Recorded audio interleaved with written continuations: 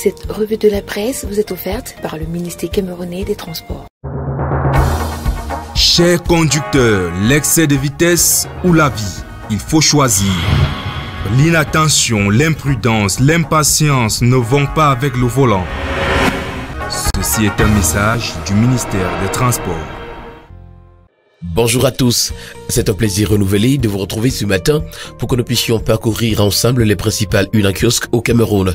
Commençons ce matin avec le quotidien national bilingue Cameroun Tribune qui a sa grande une ce matin titre « Championnat de football, la longue attente ».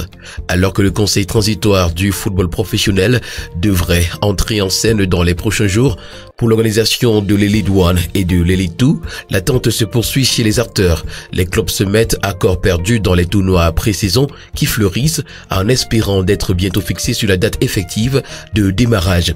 Le focus de Cameroun Tribune à ce sujet est à retrouver ce matin des pages 34 à 35.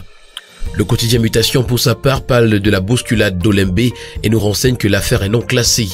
Le mystère reste épais sur l'effectivité de l'accompagnement des familles des victimes par le gouvernement. Un avocat s'exprime ce matin en page 5 sur les voies de recours possibles. En petite une, on parle du gouvernement.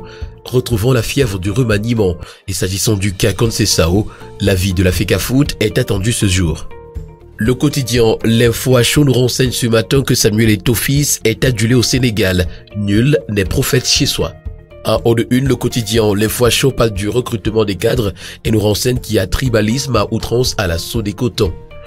Le quotidien L'économie pour sa part, s'agissant des émissions des titres publics, nous renseigne que le Cameroun penche pour la diversification des instruments de financement.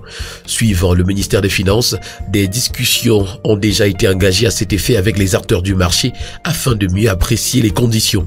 L'information ce matin, vous la retrouverez en page 3. En petite une, on parle du soutien à l'entrepreneuriat. Retrouvons les contours de la convention entre Africaline et CAPEF. Promote 2022, les innovations du secteur agro-industrie attire. Distinction, Victor Barika remporte le prix de l'entrepreneuriat africain 2021. L'hebdomadaire Expression économique pour sa part ce matin s'intéresse à la vie chère et nous présente la flambée du coût de production industrielle. En référence au troisième trimestre 2020, l'activité industrielle a dans l'ensemble enregistré une hausse des prix à la production de 5,8% au troisième trimestre 2021, selon un récent rapport de l'Institut national de la statistique. L'information ce matin, vous l'aurez des pages 5 à 7. Le journal Action du Rassemblement démocratique du peuple camerounais, s'agissant des organes du RDPC, dit non aux éclatements. Des responsables ont entrepris, selon le journal, de créer ça et là de nouvelles structures de base. La hiérarchie du parti instruit de s'abstenir de le faire. Le Calam ce matin nous propose une enquête. L'État du Cameroun débourse 46 milliards de francs CFA pour sauver Africa 24. L'information, vous la retrouverez ce matin des pages 6 à 7 du Calam qui nous présente également en pied de une interview. Selon Edwy Plenel, il faudrait que la France abandonne des logiques de puissance, qu'il s'agisse de ses élites politiques ou économiques, qu'elle accepte que l'Afrique soit aussi grande qu'elle, qu'il n'y a pas de civilisation, de culture, de religion supérieure à d'autres.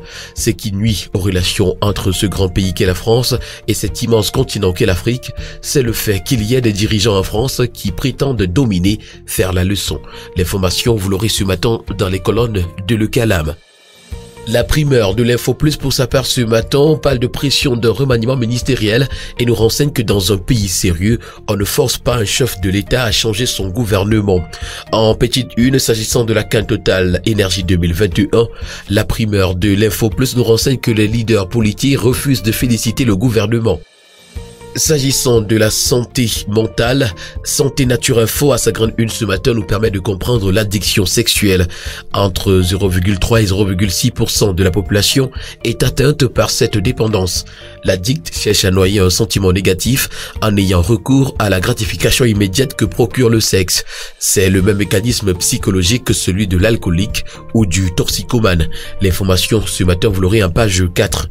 En petite une, on parle du sommet Union Européenne-Afrique vers un plan d'investissement de 150 milliards d'euros pour accélérer la vaccination. Covid-19, le ministère de la Santé annonce une 4e campagne intensive de vaccination sur l'étendue du territoire. Elle se tiendra du 16 au 22 mars 2022. Le tri hebdomadaire L'Œil du Sahel pour sa part ce matin parle du septentrion, don japonais 14 ans après. Pour le tri-hebdomadaire Le Soir, c'est le partenariat entre le Cameroun et le Japon où l'encadrement et la promotion du secteur privé qui intéresse des pionniers du Kaizen avancé couronnés de lauriers. Le ministre des Petites et Moyennes Entreprises, de l'Économie sociale et de l'Artisanat a présidé la double cérémonie de remise des certificats aux consultants du Kaizen et de remise des trophées aux gagnants de la compétition nationale du Kaizen. C'était lundi dernier au Centre international de l'artisanat de Yaoundé, en présence du représentant résident de la JICA au Cameroun et du directeur général de l'APME. Achille Basilekion III a exhorté les récipiendaires à mettre les connaissances acquises au cours de cette formation à la disposition des petites et moyennes entreprises afin qu'elles s'en servent pour accroître leur productivité et surtout permettre à notre pays d'accélérer sa marche vers l'émergence. L'information ce matin, vous l'aurez en page 2 et 3.